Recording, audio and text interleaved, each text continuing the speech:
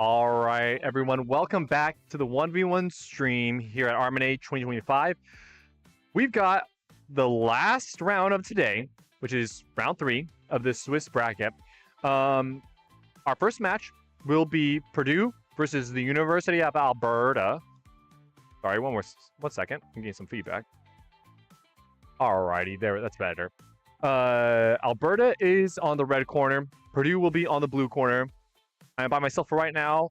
Isaac may hop in a second when he gets here. So if he hops in, don't worry about it. Just go with the flow. All right. But we've had a good first day. I want to know, what was y'all's favorite match of today? Just put it in the chat or clip it, share it. I want to see which match you enjoyed the most. We had some really good matches today. Some really close matches, some really competitive matches, a few close matches that weren't competitive, but they were still close. Just go back, rewatch, you'll understand what I'm talking about. But let's go ahead and show you the field right now. You can see both teams waiting outside the arena, getting ready to load into the field. This is University of Alberta versus Purdue, Team Boilerbot versus Team Artemis. I love the names that the teams come up with.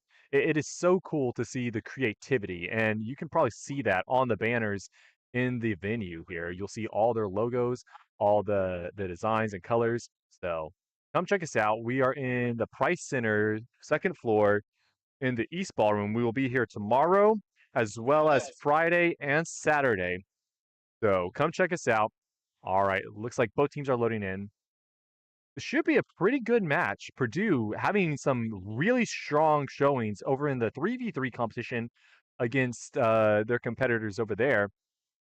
And University of Alberta, you know, they haven't had as much experience, but they are still a strong team. They are a top 8 team from last year, so not some team to be overlooked by any means whatsoever.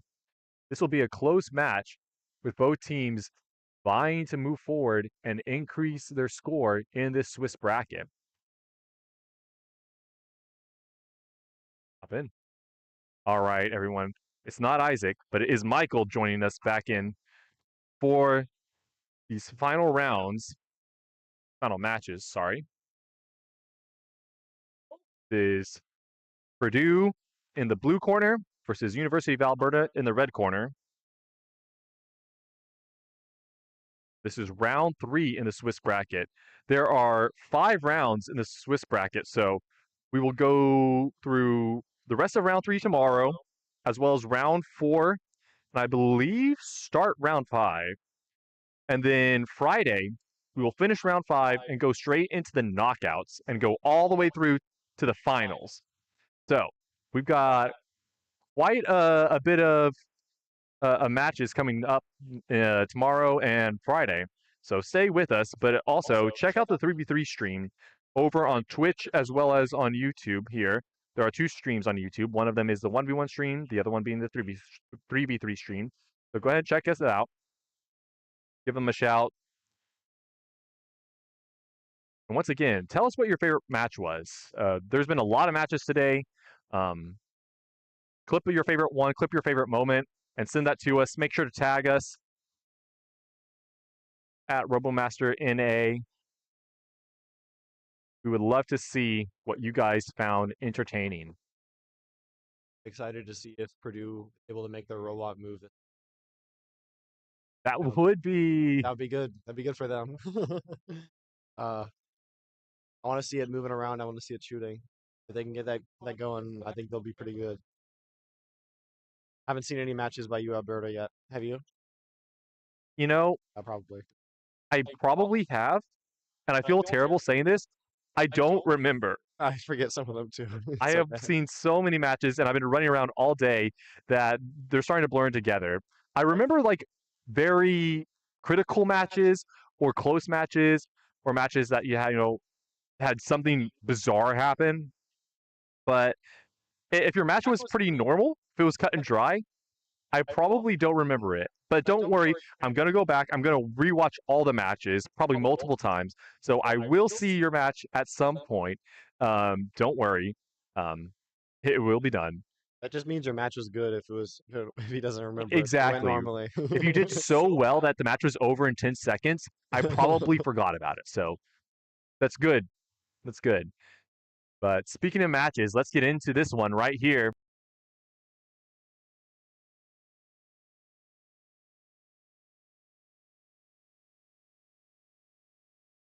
See this Purdue POV right here, launching some projectiles at that Alberta infantry. They're ahead though in terms. Oh, they're not ahead. Exactly. This is a very interesting match, but Alberta taking the worst in, but Purdue not moving and not rotating either. Alberta chunking them.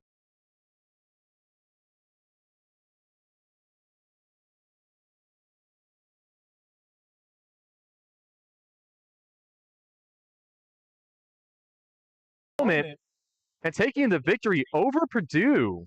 Yeah. Wow. Good stuff by UAlberta. Very good stuff, actually. I mean, I think everyone who at least had been paying attention to the 3v3 stream was probably expecting Purdue to run away with this one. Purdue put up quite the fight against CU earlier in the 3v3 competition. Their standard was active, their sentries were active, so one would think that it's just a simple crossover, but clearly it is not as simple as bringing a robot over and having him just drop in and achieve that same level of performance. Yeah. So great job on Alberta, though. We've talked about before, when your opponent gives you an opening, you have to make the most of it, because any opening that the opponent gives you, whether they stop spinning, they overexpose themselves, they run out of ammo, if you don't punish them for it, you are giving away a free win. And wins don't come easy. We've seen this all day long. Wins do not come easy at all. Yeah, it's interesting to see how Purdue's like robots performs differently. You know, the max level is a hell of a drug. If your robot performs well at a low level but not at a high level, then that's going to cost you in 1v1, even if it is like decent in 3v3. So it's interesting to see that difference play out. Indeed. Well, we will see in round 2 if Purdue can even up the score. Alberta taking that first round. Conroy, to be fair, Alberta gave UW a run for their money in 1v1 earlier. This is true. This is very true. I can't believe I didn't remember this match. This must have maybe did this happen in the morning, Conroy? You'll have to tell me. If this was in the morning, I was running around doing other things, so I wasn't paying attention to the 1v1. If this happened this afternoon, then this is totally on me, and I have just forgotten. Alberta's gonna give me a reminder here in a second. Look at that Beyblading. The turret's a little bit wobbly, but it looks like they're handling it pretty well. Both teams loading into the game.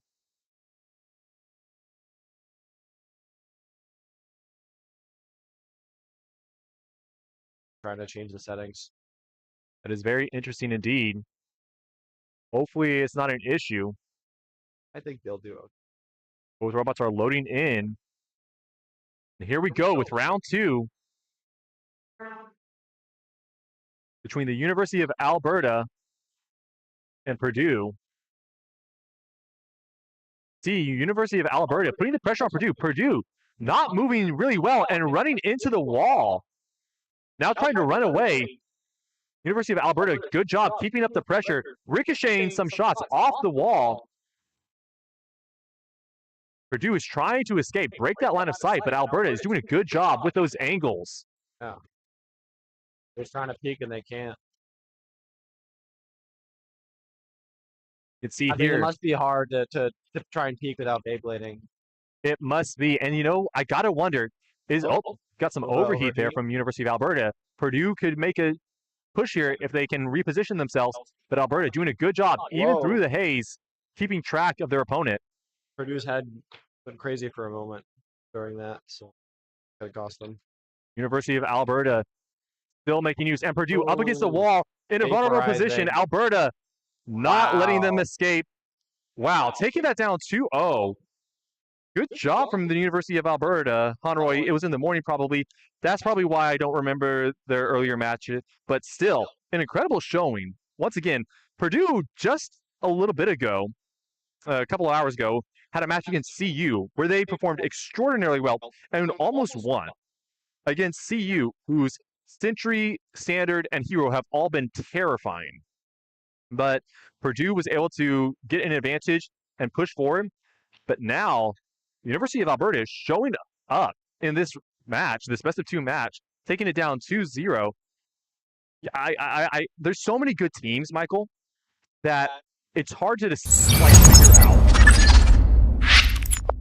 when is a team going to step up and when is a team going to fall flat.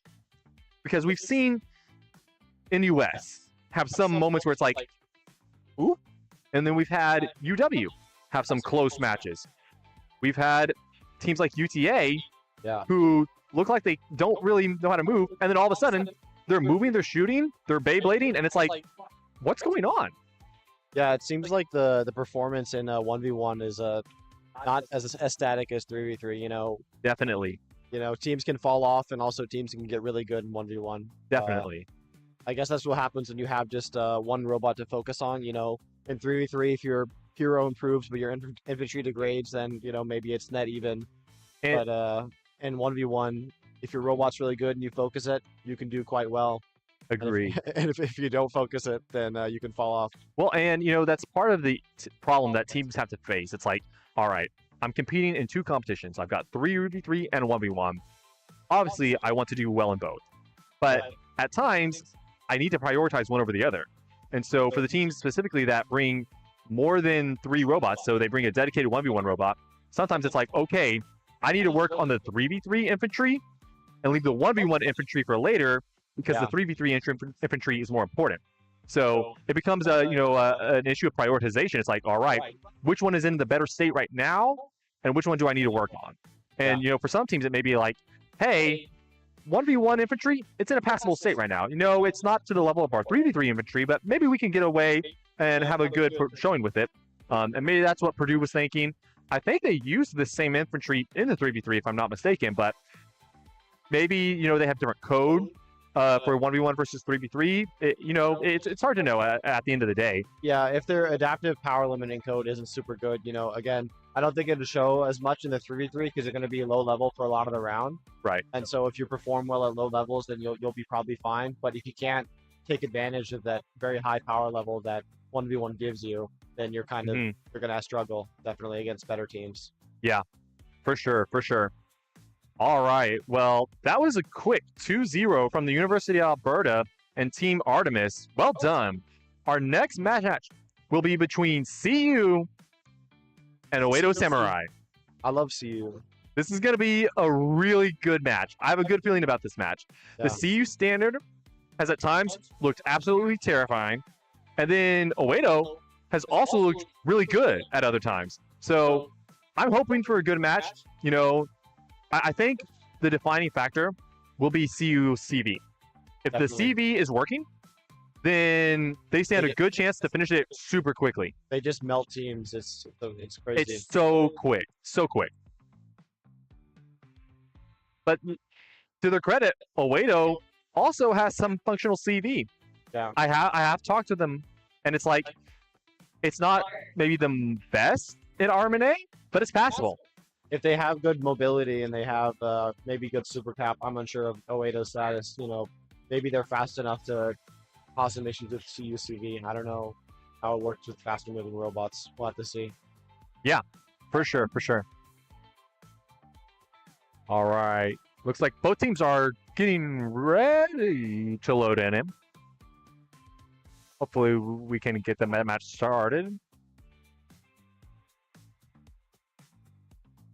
But once again, if you're in the venue, come check us out. Or if you're in the San Diego area, come check us out tomorrow, Friday and Saturday. Saturday morning. We will not be here all day Saturday, thankfully. Hopefully. But this next match, once again, will be between CU and Kanto Union, or CU Robotics and Oedo Samurai. I thought KUU and Oedo were separate teams until now. Oh, really? Didn't realize they were the same.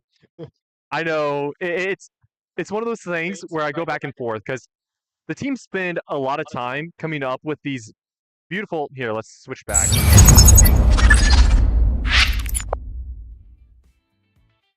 The teams spend so much time coming up with these beautiful banners. They come up with the logos and the team name. And so I want to call them by that because they spent so much time and effort into it. But a lot of the time as well, there's, especially for the North American schools, they're used to be known by their school name, right? Yeah. So it's TAMU is TAMU, UT, UW. They're used to being called by their school name. So, especially when you get multiple schools from a similar state or region, so UCSD versus UCSB, it's like it's going to be really hard to keep those separate. UW Madison versus UW, it's like, all right, which one is which? Well, one is Washington University, one is Wisconsin, but then you have WashU, which is Washington University in St. Louis. Yeah. So, in my mind, it's like it's helpful to have the team names because when I have two similar teams, I can keep them separate. Yeah. But here you can see CU loading into the red corner and Oedo Samurai loading into the blue corner. I haven't seen Oedo's bots yet. I love the design. Isaac and I were talking about it earlier, but this Oedo's infantry. That one I saw in the pits. Yeah, it has that purple lid, which matches their shirt perfectly. Like color for like it's the exact color code, and it's awesome. It's a little loose, but I think that's probably so they can just flip it open during 3v3 and just drop in the projectiles. The asymmetrical design is super interesting. I wonder what's in that big brick right there that they're like rotating up and down. Maybe their CV computer. Mm-hmm.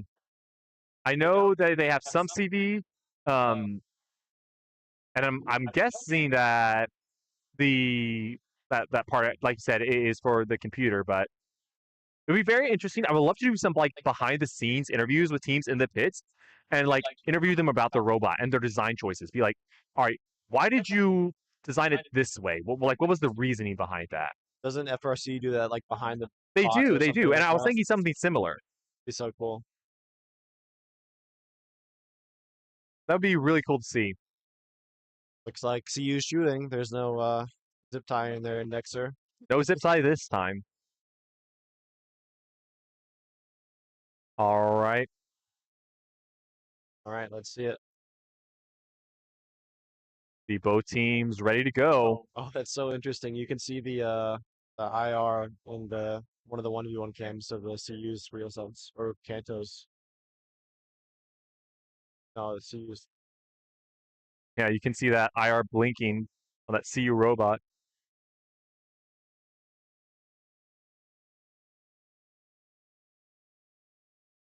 As the Jack Pregler chants erupt in the crowd, Jack Pregler, the pilot for CU, a staple in the RoboMaster community, has had such an impact. Go Jack. And quite the personality. See if we can get in. Getting ready to go. All right, this one will go quickly, probably. Oh, Oedo slamming into the wall, and CU making quick work of Oedo Samurai. Only 40 damage on CU. It's insane. We talked about it. That CV, being able to lock onto the robot so quickly and just delete their health bar. Yeah. It is so scary to go up against this robot. Definitely. I mean, UCSD went against them this morning and just vaporized us. Yeah, CU has been, they've been doing a lot of great stuff with their CV, but just something that they talked to me about is just improving the accuracy of their, not just like, I guess its capabilities, but just the accuracy and response time of their controls and tying that in together. And just that allows them to basically just hit all their shots 100% of the time. And in a 1v1, that's decisive. You lose all your health. So it's amazing. Indeed, indeed. A lot of really incredible engineering work going into the CU robots, both hardware and software-wise. I got to say it right now, CU has to be the favorite for the 1v1. Yeah, probably. I like their chances, honestly. I think they could do good. I'm a little bit sad because I wish they brought their BAL standard and tried to feel it for 1v1, at least one match. Take Yeah. take the balancing standard and just throw it in there. Yeah, I don't know how you counter that honestly as Oedo. I mean, maybe try and see cover, but I just don't know how you peak that without getting deleted. Tricky. It's so tricky, and we had a different approach last year with the CU robot where it could peek over the wall, Oh and yes. so you had a whole different problem, which was the CU robot could see you before you could see them, and it left you just so exposed. And I remember seeing a match between CU and UT where UT just like hid behind the far barrier and just was not willing to leave it because the CU robot was just standing menacingly over the barrier, just like Attack on Titan. It was like Colossal Titan just standing over the wall, like I'm waiting for you to make a move. I wonder why they abandoned that design. You know, that's a good question. Probably related to RMUC preparation, but I think it could have been cool. Well, both of these teams did prepare for RMUC. CU and Oedo trying to go to RMUC in China. Once again, CU hunting down the Oedo Samurai robot. You see Oedo trying to run away, but CU just chasing them around the barriers, not letting them escape. Another quick 2-0 for CU. Just such a dominant performance from CU. And they've done this several matches in a row now. One of the criticisms from CU Robotics has been their lack of reliability, right? Or it's they have these really great robots with incredible code and incredible design, but then it's just something goes wrong. There's always something. It's almost like a curse, right? It's a zip tie or a battery pops out, or they forgot to turn on the right code. Something simple, right? That usually gets them. This year, it looks like they've taken preparations to make sure they don't make those mistakes. And it's just been consistent dominant performance after consistent dominant performance. Yeah. I think that's going to position them really well to do amazing in 1v1 and maybe take the dub in 3v3. But they're in a tough group in 3v3, so we'll see. Yeah, very tough 1v1, group. they got a good shot. It's possible. And the fact that they're doing this against not just weak teams, but against strong teams is what really speaks to the caliber of, I know I said caliber, that's another team, but case in point, CU played VT, and they had a close match in round 1, but then they had a very dominant victory in round 2. Yeah. And that's VT, a former runner-up to 1v1. So, a very strong team. In fact, VT has gotten runner-up twice, I think, in 1v1. I would have to refer to my stats page, but CU just showing up against even strong teams and, newer teams, junior teams as well. It's the consistency from match to match, no matter who they're playing, shows that they are taking everything seriously, which to me is very important. It's like they're not slacking off. We've talked about, sometimes maybe you look ahead in the schedule, you see who you're playing, and you're like, oh, let's try something new, or let's try, taking a chance here. And maybe CU is taking chances, and maybe they're just performing so well because they've tested beforehand. Maybe that is the case. But regardless, the results that we're getting from CU, incredible. Yeah, it's really amazing what they're doing. Yeah, really strong stuff. Our next match will be between, looks like, ACC and UMN. So Fang Robotics versus Team North Star. This could be another fun match. Yeah, definitely. We saw North Star earlier up against TAMU, and they almost won. There was the moment where the first round, they were both staring at each other and just refused to do anything. They just kind of both hid behind the barriers. And then the second round, TAMU got taken out at the beginning, and they managed to just slowly force projectiles out occasionally and deal enough damage to where they took the lead, and they won by 2 points. Yeah. 2 health points. It was such a close match. Yeah. And then Fang, we've seen them. They have the capability to move, spin, and shoot, just not all at once. Yeah. And not very consistently. So we'll have to see. This could be a very close match. I think it may not be super packed with energy, and commotion, but we will see. Want to see if Fang Humanity changes since their last match. Yeah, and improve for their sure. reliability. But that's one of the good things about seeing these new teams like Fang, is that they're getting the chance to, test out their robot. Because they basically, I've been seeing it in the Discord. It's like they've been posting like all the way up until the Monday of competition. They're like, hey, can anyone help us out with this? Because it's like, it's not ready. And I'm looking at the robot and it's like in 3 different parts. I'm like, oh no. Are you going to be able to compete? And they've somehow pulled it together here. So super exciting to see them here at this competition. It is, definitely. I mean, it's just impressive for them to pull something together so quickly. And, it's not entirely functional, but it hits a lot of the right elements. And it's tricky to just get a robot working with the ref system in the first place. So impressive work. And it seems like they're iterating really rapidly. Maybe rapidly enough to do well in this match. Let's hope. Yeah. Very, very true. Very true.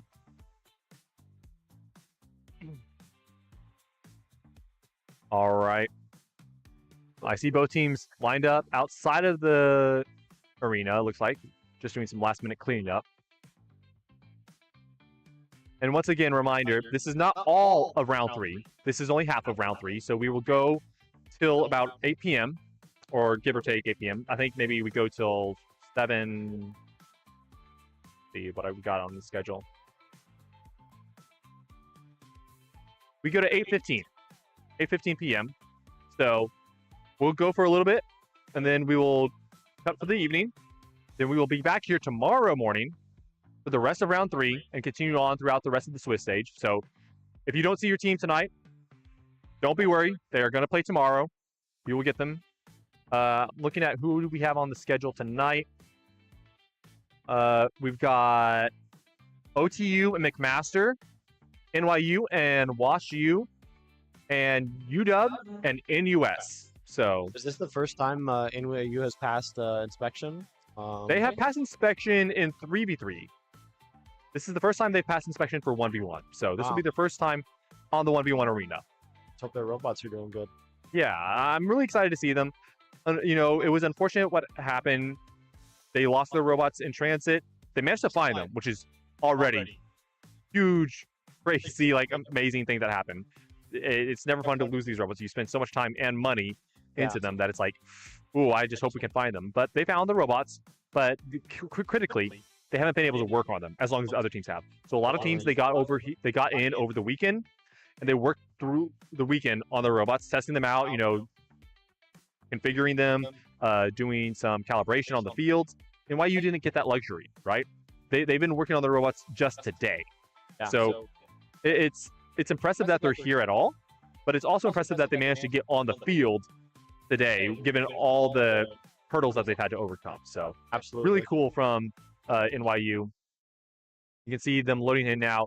It will be Bang Robotics in the red corner from ACC versus Team North Star from University of Minnesota in the blue corner. Once again, you can see that blue robot with that very sleek, very bulky design. Looks like, is that a cable that's been gaff taped? Yeah, that's definitely changed since from last time. There's something there, but they are firing. They're launching projectiles into the net, so they have maybe functionality. Got shot in a Purdue match, and that caused some issues. I don't know. Indeed, you can see that Fang robot shaking its head, very wobbly. That gimbal on it. Did they have a cover on the Fang Robotics robot last match? It looks like they have something that hold the balls in a little bit better. Some tape. I can't remember if they had a cover. I think they did, but I'm not sure. Yeah. You can see here in this driver cam, or in this driver POV, it's a very wobbly gimbal. Team North Star, not out the gate, but Fang Robotics being able to fire back and launch projectiles towards Team North Star as they peek around the corner. Getting some good hits in though on North Star. Oh wait. Fang taking a very defensive approach to this round. but they are pushed up against the wall right now. Team North Star pushing the advantage. And just chewing through Fang Robotics. Team North Star realizing that, is that? I swear, I just saw Team North Star emoting by pulling up their hopper lid. I'm going to keep it on this camera view, and I want to see if they open up that hopper lid themselves or if it's connected to a servo. I'm pretty sure I saw it on a servo emoting. Let's see. Got a little smiley face, too. It is on a servo. And you can see there's a lot of 17 millimeters in that hopper from Team North Star. Very large hopper. They are not running out of any projectiles anytime soon. Absolutely not. And I see what you mean. It looks like now there's some like tape, some gaff tape or something, almost like a paintball hopper, if you will, just kind of like feathered in, which does a great job actually keeping the projectiles in the hopper for the most part. Yeah. But it still allows you access, which is what is critical. But once again, really good showing. Fang Robotics had a good idea, I think, at the beginning, where they were protecting and kind of puppy guarding those corners of those barriers. But what I think the problem was when they tried to move around the barriers to get a different position, they got up against the wall and kind of beached themselves. Yeah, definitely. Which made them vulnerable. It opened up their armor panel to Team North Star, which they just made excellent use of. Oh, looks like Red Robot is offline. Fang Robotics offline. 20 seconds left before the match begins. Fang Robot in the field, desperately trying to turn the robot back on. It looks like it is back on. Yes, it looks like I see the lights on. See if they can connect back to the server. Looks like they are still blind. This is going to be an unfortunate... Oh, hold on.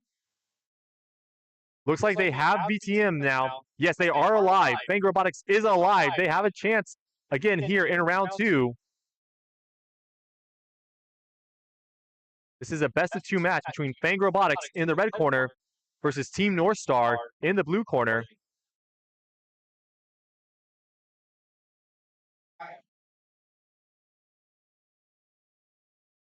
Looks like we are waiting right now.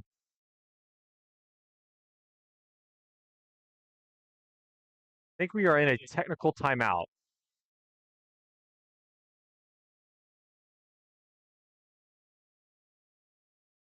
All right, so we will see what is going on. It looks like there is an issue with the red infantry from Fang Robotics. They're not connected to the server properly. We can see they have logged into the VTM. We can see the referees entering the field now to try to diagnose the issue. It will be very interesting to see. Hopefully, Fang Robotics can figure out what went wrong, and we can get them back online.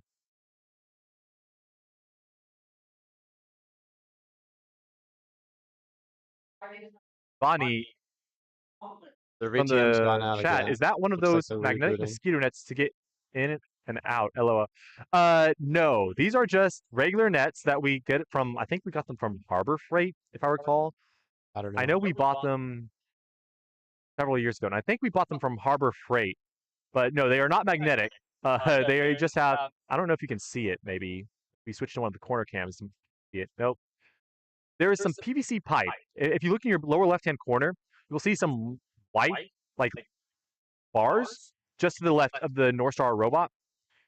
That is PVC pipe, zip tied to the bottom of the net to hold it in place. So it's just gravity. No magnets, nothing like that. That would be really cool, though. If we could get magnets on the nets to close them. Yeah, that would be pretty cool. We'll put that in the notes for RMNA 2026. Get magnetic mosquito nets.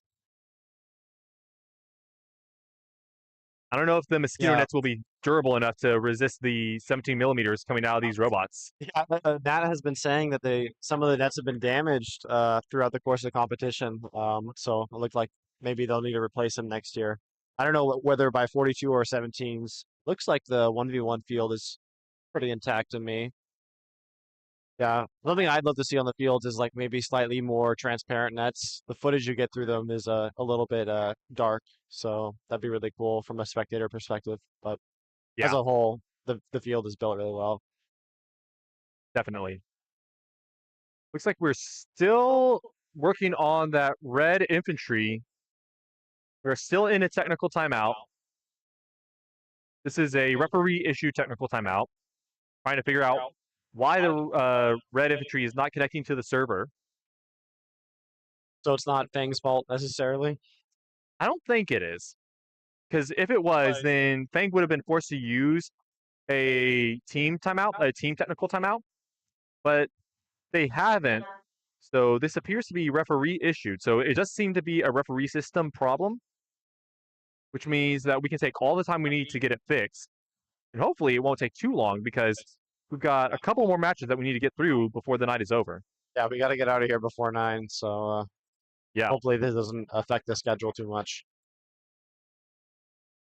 See the referees back in the field trying to diagnose the issue, whatever it is with the Fang Robotics infantry. They got a little flag.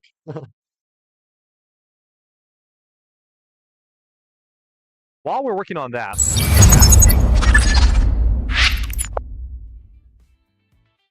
all right, Michael, I need you to tell me, what is the best place to eat in San Diego?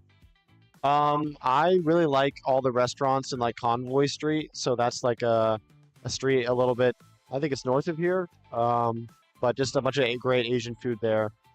If I had to choose my favorite place in Convoy Street, probably this place called Lolita's has pretty good Mexican food, so I like that place. And then there's also another place called Ramon's Tacos that I go to a couple times to get different kinds of tacos and burritos and stuff like that. Ooh, you're making me hungry. I'm Yeah. getting really hungry. I've been eating lots of tacos lately. Mhm. Full disclosure, I am a Texan, and so Tex-Mex is in my blood, and I have access to tacos basically anywhere I go. Yeah. San Diego tacos, they get my stamp of approval. Yeah. I mean, we're not too far from the border, so a lot of authentic Mexican food here. There's also a lot of great like Asian food as well, like a lot of great KBBQ places, Hot Pot as well in the nearby UTC. So a lot of just amazing options. But yeah, if you can go to Convoy and find some food there, all the restaurants are really good. Yeah, for sure. I know my first night here, which was Saturday. No, sorry, I lied. No, yeah, it was Saturday. When I got here on Saturday, we didn't have like a idea of where to go. So we had Theo, who is our resident San Diegan. That's the next question. What are you called if you're from San Diego? A San Diegan? A San Diegoan? San Diegans, yeah. San Diegan. Okay. Yeah. Theo, our resident San Diegan, was telling us, all right, you need to go to this one place. What was the name of it? It was, gosh. It's leaving me now, but it was this one place near Convoy. And we went out and we tried to get a reservation and they couldn't seat 6 people. And so then we went to another restaurant.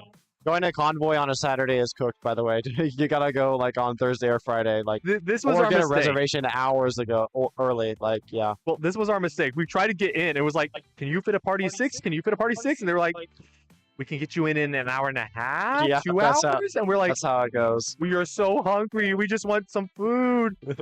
But we finally got in. I think we went to, it was like stringy noodle something. I don't know. It was in the Convoy area, and it was so good. They had the little robot waiter that would, like bring you your food. They had Yeah. like the little like cat ears on it and the little anime eyes. It was so cute. It was like driving around. They would like just stop at your table, smile, and then like turn around and give you your food. It was like, this is awesome. Yeah, a lot of places around San Diego have that. Actually, the nearest pub place to UCSD has one of those. It's always fun to watch it move around. Yeah. If you haven't seen it before, it's a little like confusing when you first see it, because at first you think maybe it's like one of those robotic like floor cleaners that move around, that use LiDAR to just like navigate and clean the floor. And then you see it turn around and it's holding a plate of steaming like stir fry or something, and you're like, oh, this just brought me my food. But it was really funny because they had to send a waiter to follow it because they're hot, and so they didn't want the guests reaching for them. So you would see the robot, and then there's a human just walking behind it, just watching it. And then they get to the table, and the human has to pick it off the robot and hand it to the table. So it's like, you're watching the person walking around just supervising the robot almost. It was so funny. Yeah, it's just like mostly to help like people carry like heavy bowls and stuff. Right. And, yeah. If you're in convoy with your team after comp or whatever, you should try and check out some of the karaoke places around there. It's really fun. Like you get your own room, and you can order drinks and just Saw sing a it out. karaoke place. It was like karaoke and barbecue, and I was like, we actually threw up the idea. We're like, maybe, but then we realized, wait, we have to commentate all week, and we can't lose our voices at karaoke. Yeah, no, I sung my heart out, and I can't speak after that night. Right. After competition, maybe. We're like, after comp. if we haven't lost our voice by Saturday night, just go to a karaoke joint and just belt it out. Just let it all out. We can't leave with our voice still intact. It must be gone. It must be destroyed completely. Yeah, that's a great time to do that in San Diego. And of course, check out the zoo, check out Balboa Park. Lots of great places to go. And just go to the beach. Take your robots to the beach. Take pictures. Oh, I would love to see a robot on the beach. I think that would be cool. I know there were some teams that did go to the beach over the weekend. I believe UW did. Yeah. Not to take the robot. Let's see a robot on a surfboard. I know we were debating with some of the operations crew like several months ago, like what should the logo for RM San Diego be? Oh, we are back in the match. Sorry about that. Michael and I over here getting distracted. Sorry, Fang Robotics. Sorry, North Star. Our apologies, but once again, North Star trying to guard that corner. Fang's getting some good damage. They are, and you can see them just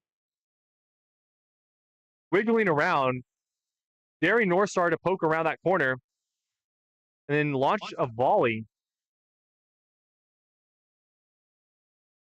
See this good angle there.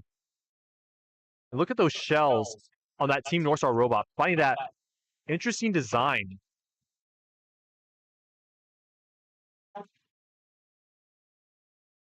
North Star's backed up in this wall. Like, it might cause them some problems if they try to Beyblade. Oh, okay. They're doing okay. North Star starting to spin. Both teams at 80 health now, but Fang Robotics no longer moving. And it looks like Fang Robotics is offline. Their armor panels are turned off. And that will be a Team North Star victory, taking it 2-0. That was very interesting. It was very close there. They were both even. They both had 80 health. And then it looks like Fang Robotics disconnected from the server. An unfortunate turn of events there for Fang Robotics, who was doing pretty well. They were fighting back. They were launching volleys across the field. They were using the barrier to protect themselves. And they had a chance, but once again, some technical issues causing problems for Fang Robotics. I don't know. Did they DC from the server, or did the robot just turn off altogether? Because if you lose connection, it doesn't turn your armor panels off, unless I'm crazy. So maybe some sort of battery or wiring issue inside the robot. Well, and while they were checking the robots earlier, it looked like it did appear to be some type of battery issue. So there may be some loose connection there. And I know we've seen it before with robots that spin really fast. The batteries sometimes fly out. Now, Fang wasn't spinning, but maybe there is a loose connection there that they need to just make sure it's getting all the contacts. Who knows? But some technical difficulties taking out Fang Robotics. Team North Star getting the victory 2-0. They had a good run though, Fang. They did. Very, very well done. Our next match will be between OTU and Team Ridgebots versus McMaster and Team McFalcons. So this is going to be a very interesting match. Actually,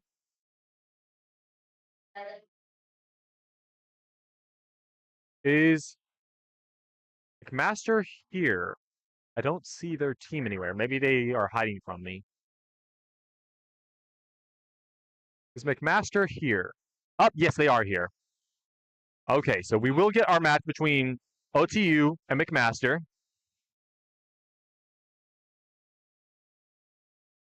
And after that, we will have 2 more matches between NYU and WashU and UW versus NUS. Yeah, NYU's lining up right behind us. Their hopper looks crazy. I assume does that's look theirs. insane. Thank you, everyone, for staying with us through this super long day. We've got 3 more matches, then we will break for the evening. We will be back on tomorrow at 8 a.m., hopefully. 8 a.m. Pacific Daylight Time. So if you are somewhere else in the continental U.S. or if you're overseas, make sure you schedule your alarm accordingly. A reminder, this is only one half of the round 3 for the Swiss draw. The second half of the teams will play tomorrow, and then we will move on to round 4. But right now, our next match between Ontario and McMaster will take place shortly.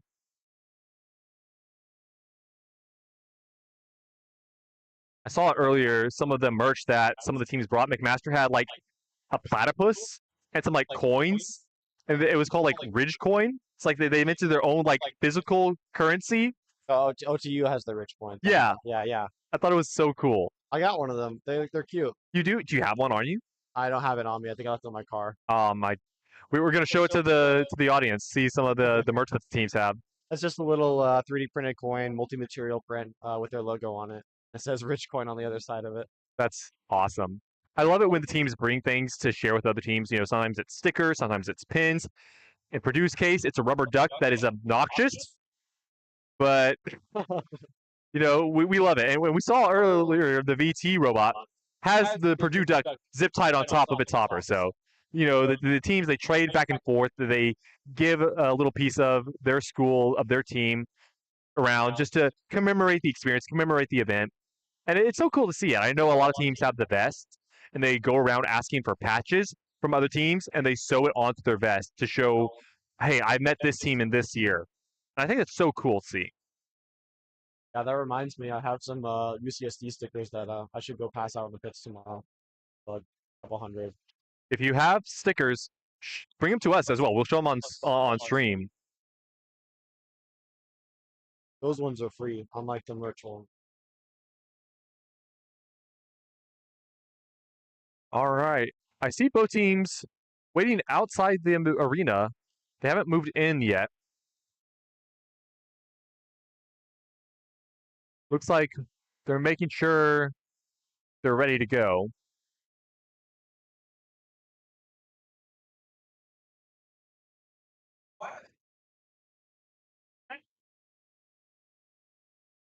Okay. Looks like we're loading into the arena now. All right. It will be OTU in the red corner, McMaster in the blue corner.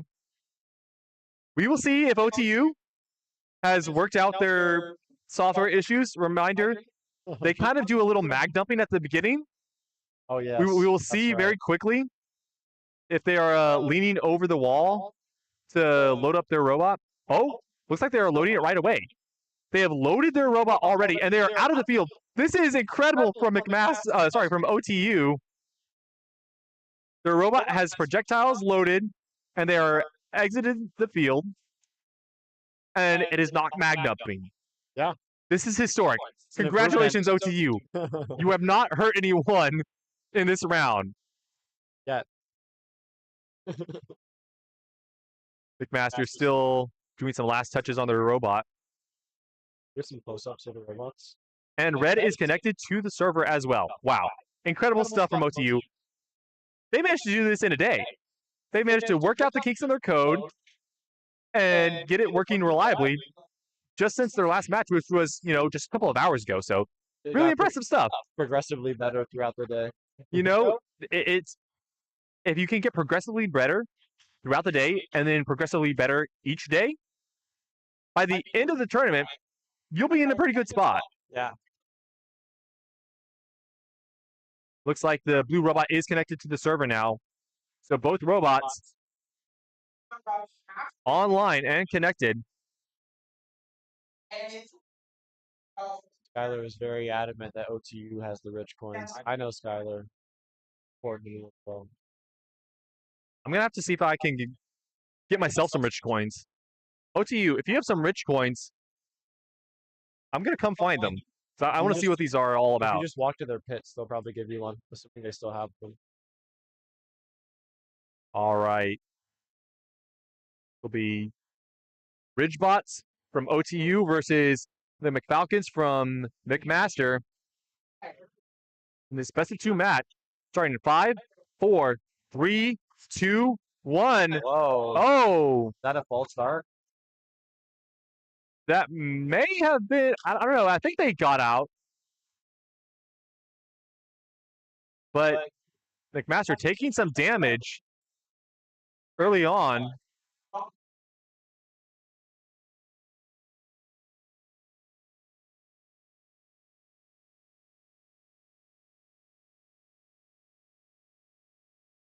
You can see 170 to 150 right now is the health difference.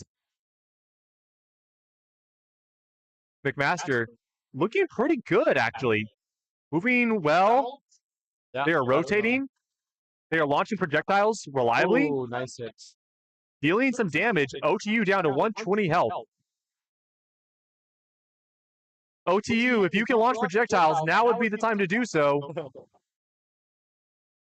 Like they're still having some trouble with Come on, OTU. We saw you do it earlier. In fact, you mag dumped. Make some more hits in. OTU losing some more. Did McMaster take some damage there? By maybe overshooting? You know, they might have, or they could have ricocheted against themselves, maybe. We've seen that happen a couple times where a robot fires into a wall that's too close to them and it ricochets back. But with 30 seconds left, OTU winning this round right now, 150 to 100. It could still go OTU's way. If they can launch just a volley of projectiles and deal enough damage, they could come back. But now they are down to 80 health. With 15 seconds left in this match, it's going to be very hard for them to come back. I think McMaster can just wait it out. See McMaster there in this pilot POV, moving around the barriers. And that will be a McMaster victory. Taking the first round. Well done for McMaster. They look really good, honestly. I will say they looked really good. Yeah. You know, this is one of the few times we've seen them in competition. And the standard, it's moving well, it's rotating, and it was launching projectiles, and it seemed to be pretty accurate. For OTU, I want to say go back to the mag dump. Like, whatever code you had before where you just mag dumped, go back to that because you didn't launch any projectiles. Something, yeah. I don't know. OTU, we bring back the mag dump. It was working. I never thought I would say that, but it was working. Yeah, the McMaster turret seems to be pretty stable in Beyblading, so you know they got that locked down, and their driver seems to be cooking with the aim. So, yeah, they're a little bit aggressive, I would say. Like they could have just waited out those 10 seconds and not gambled, but maybe they knew that like OTU wasn't going to shoot back. Yeah. Good performance. It didn't hurt them. Good performance. I think if OTU can maybe, you know what? I'm going to be positive, and I'm going to say they just didn't have their flywheels turned on. I'm going to say that was the issue. They just forgot to turn the flywheels on. That was all. Things can change round to round, you know. Things can change, so we'll see. We'll see if OTU presses the button on the keyboard that fixes everything.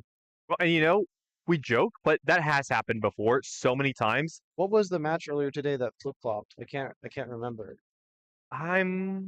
I'm not sure. Was it Purdue and the other person? It was. I know there was a match between Purdue and TAMU where they each took the round 1-1, and it was like they swapped performance. The first round, TAMU performed, and Purdue just was not moving. second round, Tamu was moving a little bit, but Purdue came out and just deleted them 100-0. So maybe that's the one you're thinking of. Yeah, that's what I'm thinking of, definitely. Yeah. Just we'll see if OTU can do something in the meantime. I don't know.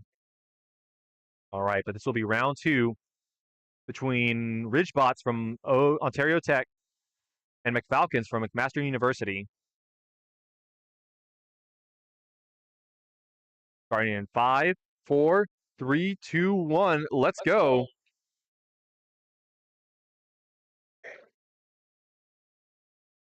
Oh, looks like our camera is frozen.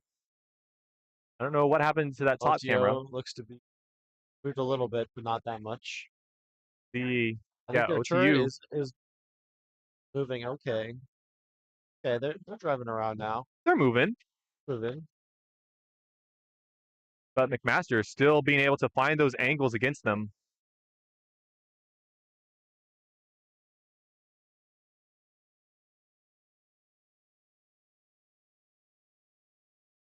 We're gonna have to stay with this low angle right now because our top camera seems to be stuck right now. And some shots in.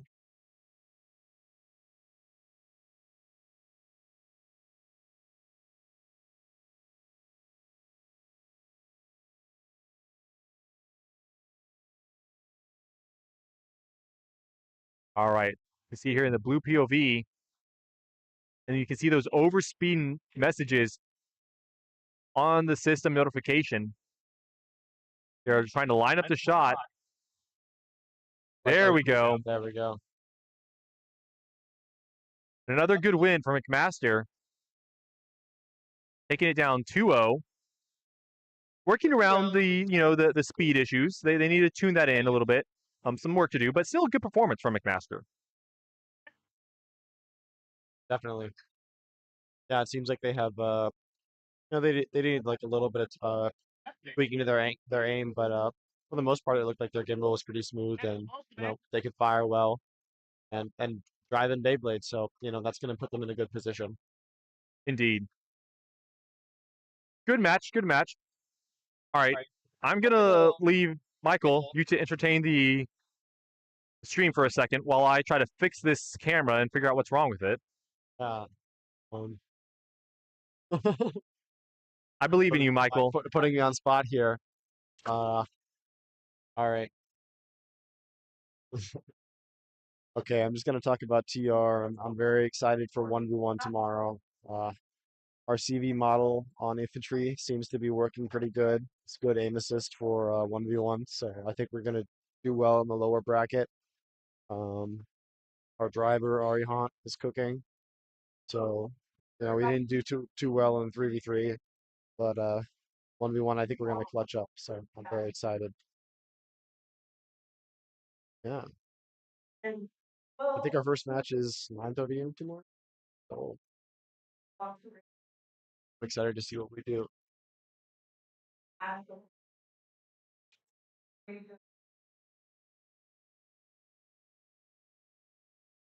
Oh no. Oh, there we go. Like it's fixed. All right. Hope you entertain the crowd. I just talked about UCSD. No. And how we're gonna win 1v1. We're gonna beat UW and CU. I saw it in the script earlier. I got a leaked version of the script. Mm-hmm. It blew my mind. The fact that UW lost 3 wheels in the finals against UCSD. That's right. How did that happen? Yeah, no, the writers are going crazy this year, honestly. It's crazy. It's becoming almost unbelievable, honestly, like the amount of tomfoolery they get up to. I mean, the audience is gonna catch on any time now. Wait, is this mic on? It is. Oh, shit. Oh, You're fine. You're fine. No. I think it's fun to see, a lot of the memes that are generated from RMNA and the community. I can't wait to see the slander. The slander video, the annual slander video, where we detail and expose and make fun of all the unfortunate mishaps that happened. Whether your robot turned over, your head fell off, And we've already had several of these instances already. It's like we had UT lose their turret Second year in earlier. a row. At least they're consistent. No, it's gonna be fun. I love the theme songs that go with each one. There's usually a funny soundtrack that goes with each slander video. Who's the next match? Our next match will be between NYU and Washington University of St. Louis. All right, let's see their 1v1 bot. NYU finally pulling up. It is going to be an interesting match for sure. This is the first time NYU will be on the 1v1 field, so hopefully we're hoping for a good performance here.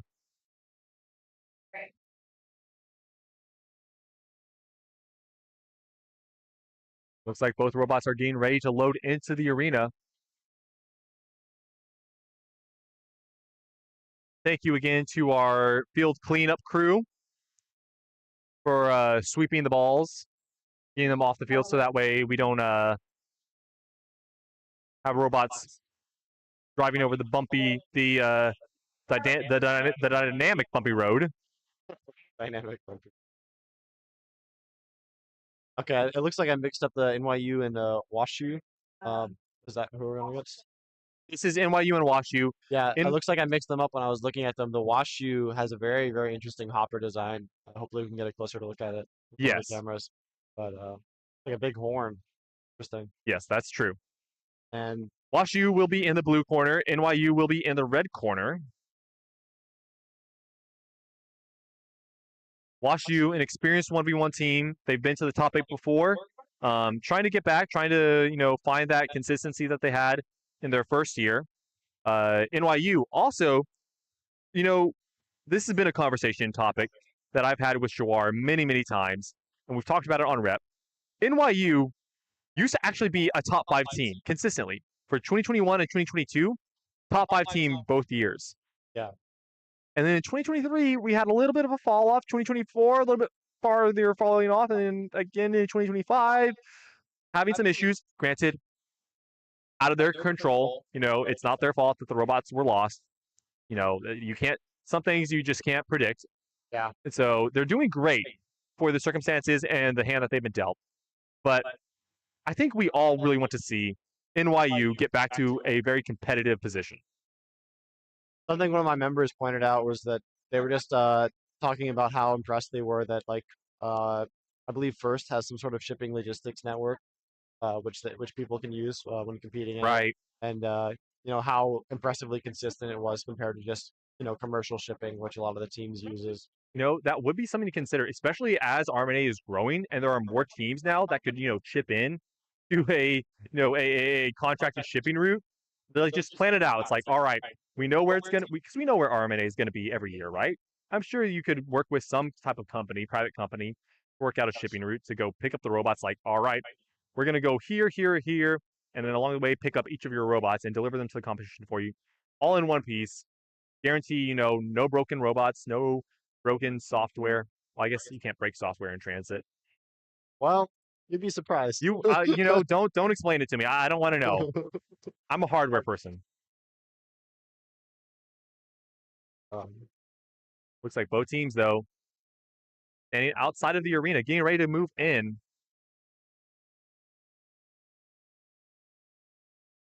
We're just getting confirmation from the referee and the drivers that they are ready.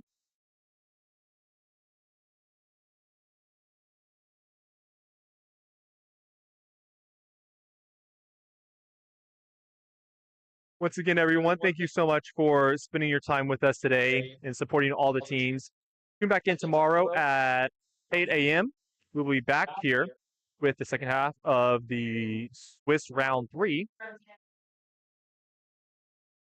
And as well, if you want to check out some more action, switch over to our 3v3 stream or pull it up alongside. Watch 2 streams at once. You've got 2 eyes. You can watch 2 streams at once, right? Yeah, of course. Split focus. Exactly. Pull up all the streams. Once we get, 2026, there'll be Engineer 1v1 through running concurrently, 3 streams. Then you won't have 3 eyes. Exactly. Well, you have to use your third eye, the mind's eye. Okay. Just have That to makes sense. picture the third stream in your head. Get the Neuralink, stream it into your head. Something like that. I don't know how we got onto this topic. What are we doing? There are teams on the field. This is WashU in the blue corner versus NYU in the red corner. NYU's first time on the field this competition. So at least on the 1v1 field at this competition. So The ref doesn't appear to be connected yet. you're right. They don't appear to be connected. A little bit strange. Oh. Oh, there we go. You know what? You jinxed it into existence. They are connected. They have feed from the VTM. That is good to see. WashU as well, connected to the VTM. Oh, you can see them communicating with their driver using some hand signals. Trying to get him to look left, it appears. Maybe their gimbal movement isn't working. I don't know. Very interesting from both teams. Like some people walking around the driver's station. I don't know.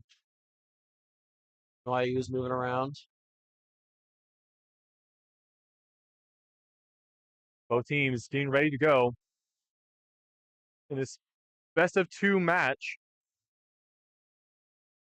You know, I'm hoping for a good showing from both of these teams. You know, Yeah. they've had a rough go this first day, but this first day, you know, it's about working out the kinks, right? Yeah. And we've said it before. If you lose 1 round in Swiss, it's not that bad. You lose 2 rounds, it's really hard. You lose 3 rounds, it's almost impossible to make a deep run.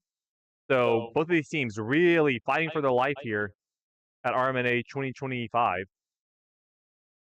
Yeah, I'm excited to see what NYU does. You know, it's definitely been difficult for them, but if they can pull this off, you know, they could have a decent run at 1v1. I'm excited. It looks like we are in a referee technical timeout.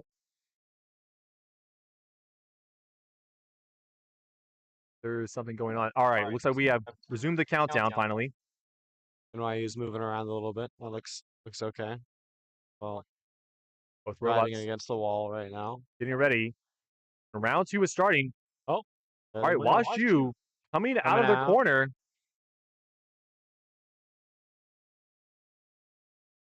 NYU also coming out of their square.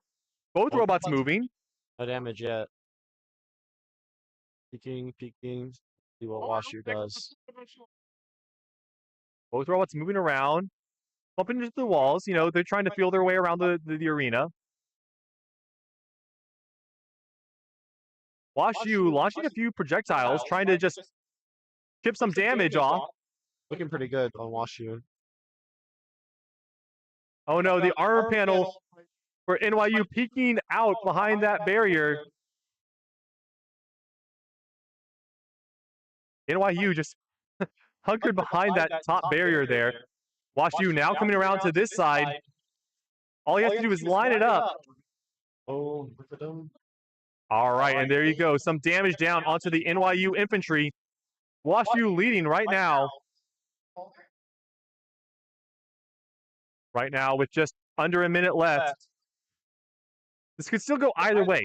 If NYU can launch just a couple of projectiles and land a volley, they could come back. But WashU shipping down some more. And see NYU pinned up against that wall. Looks like they are beached on it. They cannot move. You see those wheels spinning, trying to get off of it, but it is just not moving, that robot. There it goes. And WashU taking the victory in round 1. NYU, you know, we saw them move. They got out of the square. Yeah. They moved a little bit. They came back. They hid behind the wall. And they kind of got beached on the wall. Yeah. Which we've seen a couple teams do, where they run up. Even Purdue, we saw it earlier today. Purdue several times going up against the wall and being unable to get off the wall. Yeah, so you got to wonder, is that a power issue? I don't know what's happening there, honestly. It's quite strange because like there's nothing in principle that would prevent you from driving the other direction. So, hard to say, honestly. Yeah. Very interesting match. You know, NYU had their first match. NYU's robot is still, wheels are still moving when the guy is holding it. You're right. Can we see that? Trying to put it down. Right there. You can see the NYU, and we see it's drifting right now. It is rotating ever so slowly. Do you think it's trying to consistently Beyblade, and then when it gets beached up against the wall, it's got like the driver can't like control it enough to like get it off the wall because the auto Beyblade code is pushing it more? I don't know. You know, you may be right. It's Beyblade right now. It hasn't left the box yet. And there is, some time to fix it. But as long as they don't leave that square before the match starts, they can move around all they want. You see, once again, we're just here showing the this, and okay, they have left the square. They are out of the square. NYU. The match start. Timers. Has the match actually started? Is that what's happening? No, it's still the setup period. NYU now almost back in the square. And reaching in and pulling it out. just pull it back. Just give it a little bit of a tug. They have stopped spinning. NYU has stopped spinning. They are no longer trying to escape their square. Is this good? Is this bad? I don't know. You hear that WashU, as you mentioned before, that very unique hopper design. Yeah.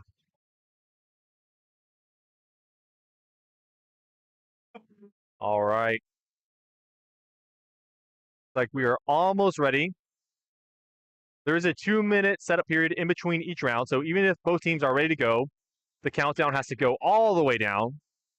That is why both teams are just waiting here right now.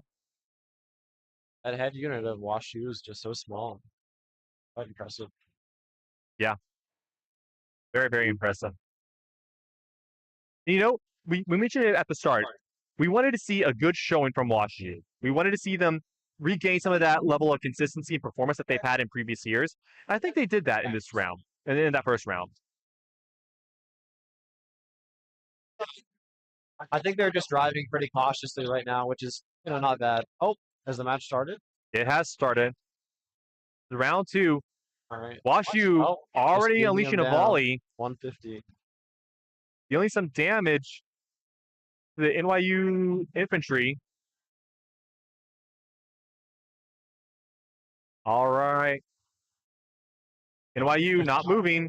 It looks like the crosshair is not quite centered with their barrel, WashU, but looks like the driver's used to it. They're hitting their shots.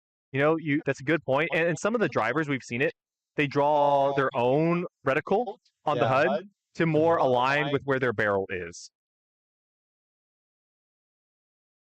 But right now, WashU just chewing through the NYU infantry. 30-20, and that's game. NYU unable to move in that match at all. We're happy that they got on the field. We're glad to see that NYU is trying to compete. Mm-hmm. Hopefully, they just need a little bit more time, right? They just got their robots, late last night.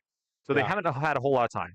Hopefully, they can go home tonight, work on the robots a little more, tweak some things, fix some other things, and come back tomorrow and actually show up and, actually compete. And I think that would be really fun to see from both of your perspective. I know some of the NYU fans and team members would love to see that as well. Hopefully, we can go back home and while we refresh the students, they can go work on the robots. It may be a late night, but that may be what is necessary in order to get the robots ready. Yeah, we'll see what NYU does tomorrow. All right. Our last match of the night will be UW versus NUS. Wow. Team Air UW versus Caliber. You're right. Titans. Which one do you like? I really like the way NUS Caliber's infantries look. I really love them. That's a hard question, but I think, I want to agree with you. The NUS infantry has looked super clean, and it had a super good match against Duke earlier. UW, they've done well, but as Hanoi pointed out, they had a close match against Artemis and Alberta earlier. So, I wouldn't be surprised to see NUS win, but I wouldn't be surprised to see UW dominate. It's kind of how I'm feeling for this match. Yeah. UW's not in the run. They're about the same height. I was gonna say UW's robots are a lot taller, but they're just on a robot cart. So I was deceived. Yeah, it's a little deceiving. Do you UW has these interesting like deployable flaps on the side of their robots. Have you seen them like do anything in a match other than kind of fold outward? I just don't understand the purpose really. So the way there's two purposes that the deployable flaps or fly swatters, as they're colloquially called, serve. One of them is to deflect balls away from your armor panels. However, and I did the math not a long time ago, it was 2 years ago. I did the math with some of the other operators, and we calculated that in order to actually prevent your armor panels from getting hit by a projectile and to actually use them as a fly swatter, you have to be spinning so fast. I think I can't remember what it was. It was like, I don't know, like 20 radians a second. I don't know. It was some unrealistic number that you had to be spinning, and you had to be super small. Like your armor panels had to be so close to the center. It wasn't physically going to really make sense. However, what is more practically useful is you obstruct the view of your armor panels. And that's the keyword. You obstruct the view, not the actual armor panels themselves, right? You're not blocking the armor panels in any way. But what you do is you position the fly swatters or the tabs, whatever you want to call them, in just the correct position at just the correct angle that when viewed from straight on, your opponent cannot see the armor panel on your side. Yeah. And so what it does is it helps prevent, your enemy, if they use predictive algorithms in their CV to track the next coming armor panel to time their shots, it prevents them from doing that. At least it messes them up a little bit more. And there are teams with a static fly swatters, but it seems like UW is using the expansion limit to its most as they can. Well, and the thing about the expansion inlet, and we talked about this on our rep stream last night, shameless plug. UW, what they do is they have those fly swatters zip tied down, and then they clip them, and that's how they expand. So it's not connected to a servo or a motor or anything like that. It's just literally zip tied down, and they clip the zip tie so it pulls out. Yeah. Are they?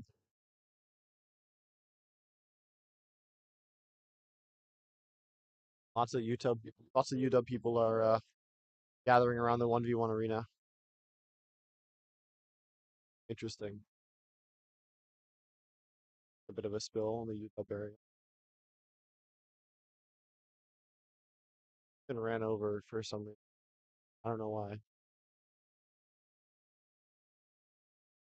Oh, the cameras got screwed up. Oh. Yeah, I'm very interested to see how UW fares against NUS. I just really love how NUS's robots look. I'm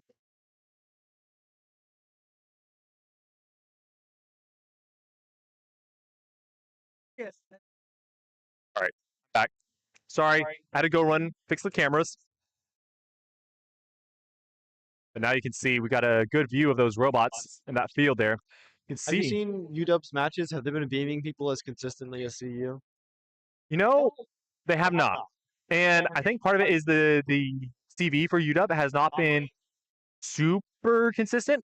You'll see them using these flashcards right now, checking their robot, going through the functionality test. You see flywheels, Beyblade, doing all the tests on the robot. All right, so you can see that there. All right, good view of that HUD right there. They are tracking that armor panel, so there is a chance that they go into this match and just dominate. You see them going through their pre-match checks, getting thumbs up from all of them. Full functionality, it looks like, from UW. UW in the red corner, NUS in the blue corner. This will be a close match. I'm hoping for a close match. This will be really hard, though. UW looking like their CV is working. Looks like their cap bank is working. NUS, they've got a fight on them. But here we go with round one.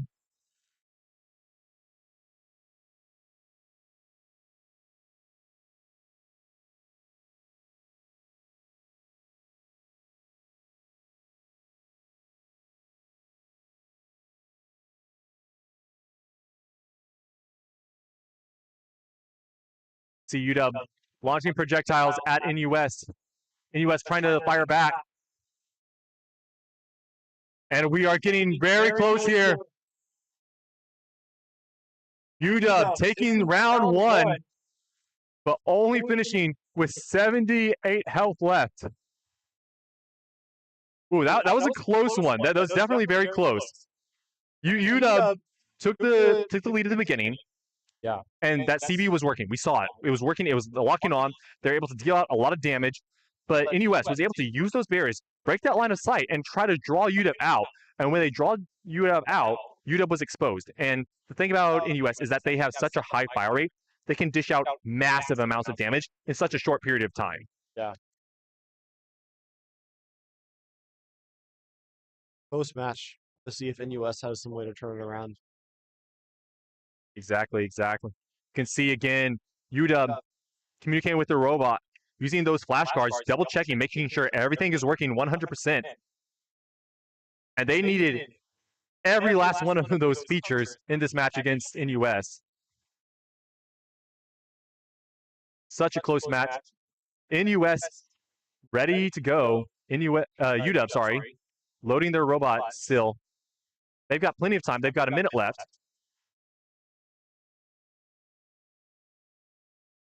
Both teams favorites to win it all here. But I would say even then, CU still has had the most dominant performance. Definitely. Yeah, no. I mean, it's hard to tell with such like great teams, evenly matched. But I haven't seen the earlier matches with UW, and if they're not consistently beaming down, mid-tier teams, then they're gonna have a tough time against CU, who just has amazing CV performance. Yeah, definitely. I think UW can show that they could compete against CU. Definitely seeing the cap banks working, the CV working. That's really reassuring if you're a UW fan. Kirby Nuss Standard goes so hard. It does. We're praising UW, but NUS came back in that round. They almost won it too. It was so close. It came down to just 78 health on the UW Standard. So it could have gone either way. Just one volley, one exchange was the difference. We'll have to see if there's a different strategy that UW takes going into the second round, or how NUS approaches it. NUS closer. Both teams going for it right away. Oh. NUS coming right out front against UW, but UW taking no damage. They're staying so close to the UW's infantry. NUS not being able to deal damage back. Okay, they're dealing some damage. They're staying so close.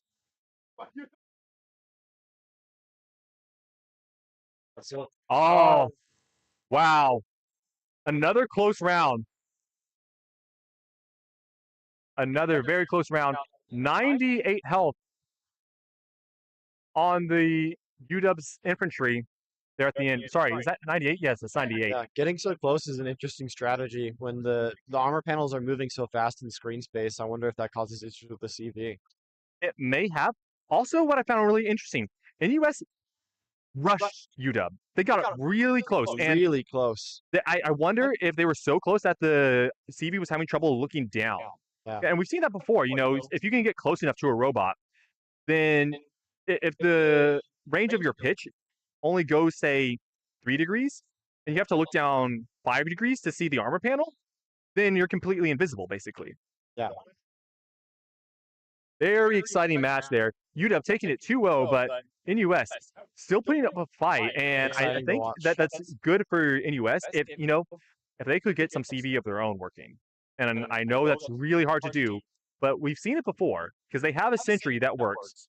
So if they could put some of that CV code on this standard, I think they would absolutely stand a chance against the likes of UW and CU. Definitely. Yeah. I mean, it seems like NUS has really perfected the mechanical part of the puzzle of RoboMaster, but the software part of the puzzle is just as important. If you want to win against teams like CU or UW, your software has to be top-notch.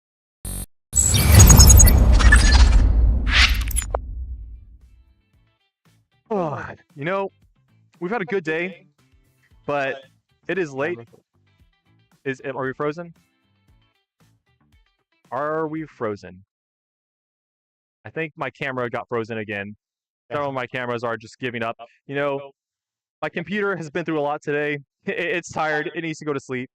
So we are going to sign off for tonight, but be back here at 8 a.m. tomorrow morning to complete the rest of round 3 in this 1v1 confrontation. If you are in the San Diego area, come give us a look. We are in the Price Center on the 2nd floor in the East Ballroom. You can come check us out, root for your favorite teams, support NUS, support UW. You know, pick up some merch from the merch table, pick up a shirt. Maybe you'll have a team give you a sticker or a Ridge coin. So very, very exciting day planned tomorrow. Come check us out. Thank you again to our wonderful hosts, UCSD and Triton Robotics, for putting this on. Thank you to our sponsors for helping us put this on as well. And thank you to all the volunteers for making this a reality. Without y'all, this doesn't happen. We are going to sign off. Good night. Michael, thank you so much. Of course. Bye, everyone. We will see y'all tomorrow.